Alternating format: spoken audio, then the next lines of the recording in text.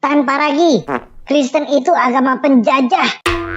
Pertama kali dibawa masuk ke Indonesia oleh penjajah Portugis, Spanyol, dan Belanda yang zalim. Pantaskah kamu mengikuti agama penjajah?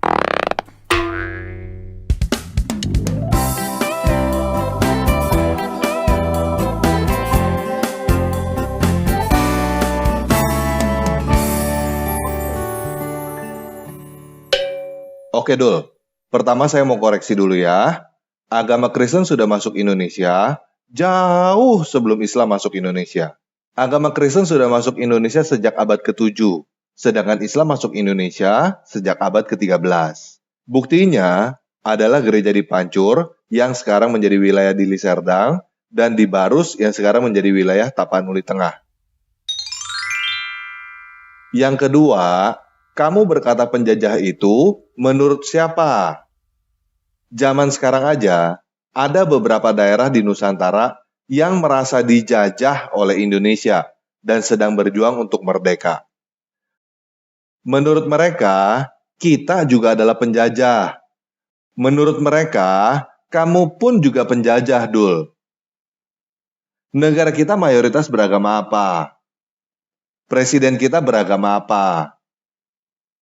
Kalau kamu boleh menuduh Kristen adalah agama penjajah karena mayoritas dan pemimpin Portugis, Spanyol, Belanda, dan negara-negara Eropa lainnya adalah Kristen, maka orang lain yang merasa tertindas di Indonesia juga boleh menuduh Islam adalah agama penjajah karena mayoritas dan pemimpin Indonesia adalah Islam.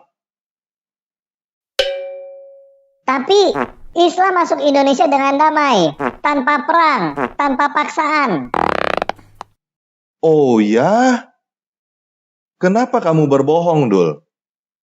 Kamu pikir saya tidak tahu tentang Sultan Demak yang memberontak terhadap ayahnya sendiri yang non-muslim? Kamu pikir saya tidak tahu tentang suku Batak Mandailing dan Angkola yang menjadi korban Islamisasi pada Perang Padri? Apalagi, Dul?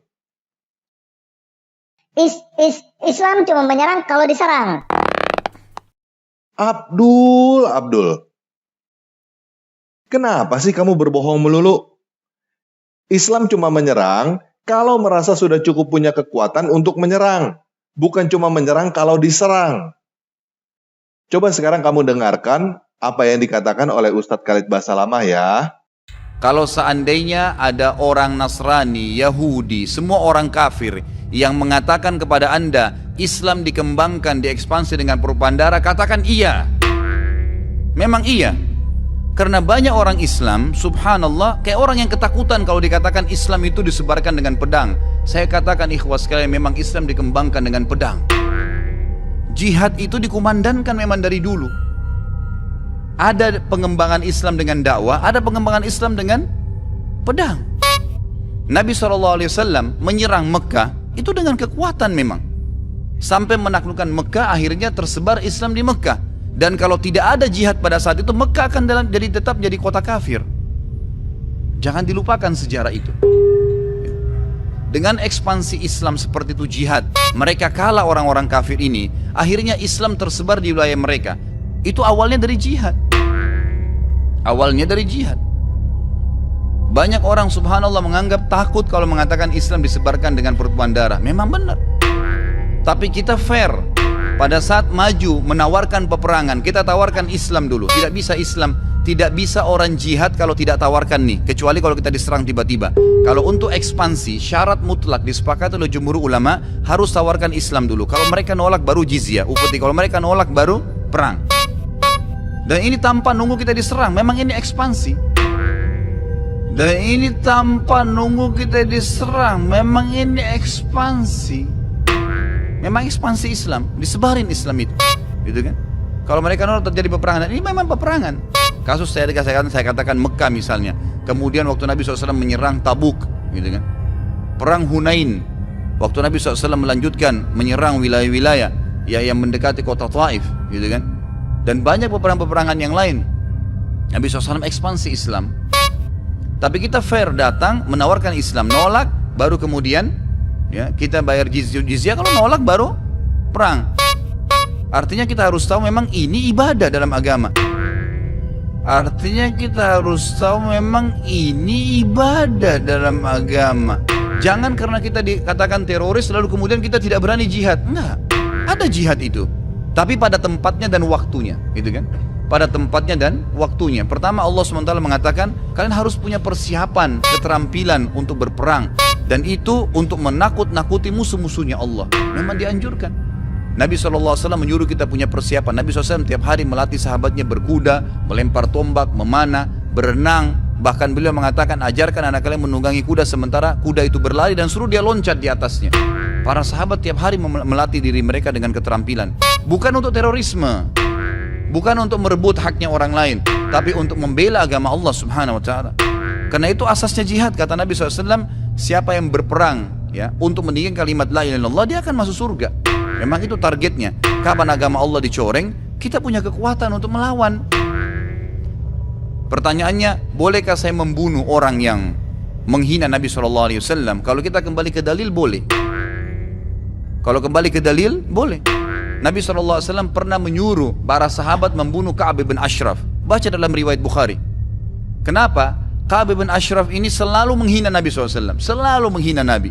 Apa kata Nabi SAW? Siapa yang mau bunuh orang ini buat saya? Ponakannya Ka'ab mengatakan saya. Lalu pergilah mereka lalu menyelesaikan 3-4 orang pergi membunuh Ka'ab bin Ashraf. Nah, bagaimana? Pantaskah kamu mengikuti agama yang disebarkan dengan pedang? Tapi tanpa lagi. Mana buktinya Kristen adalah agama kasih? Kenapa mereka menjajah? Begini Dul, kamu tahu kan bahwa Kristen adalah agama kasih, tetapi mereka menjajah. Itu artinya para penjajah itu menjalankan atau melanggar ajaran Kristen. Melanggar. Nah, coba sekarang kita baca Al-Quran surah 9 ayat 123 ya. Wahai orang yang beriman, perangilah orang-orang kafir yang di sekitar kamu, dan hendaklah mereka merasakan sikap tegas darimu, dan ketahuilah bahwa Allah beserta orang yang bertakwa. Jadi, orang Islam yang memerangi orang-orang kafir itu menjalankan atau melanggar ajaran Islam. Begini Dul, ada gak orang yang mengaku beragama Kristen menjajah? Ada. Ada gak orang yang mengaku beragama Islam menjajah? Ada. Bedanya apa? Bedanya, orang Kristen yang menjajah itu melanggar ajaran Kristen. Sedangkan orang Islam yang menjajah itu melaksanakan ajaran Islam. Paham ya? Nah, sekarang saya kembalikan pertanyaan kamu kepada kamu, Dul. Pantaskah kamu mengikuti agama penjajah?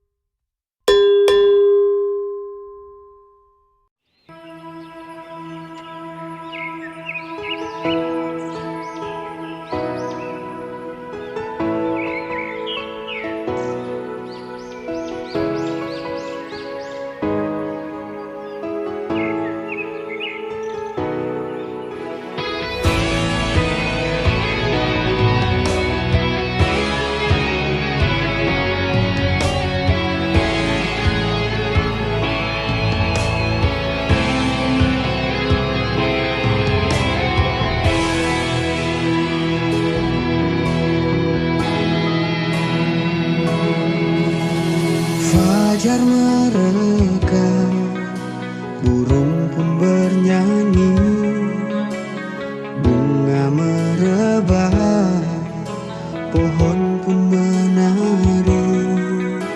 Alangkah indahnya hidup bersamamu, tangan lembutmu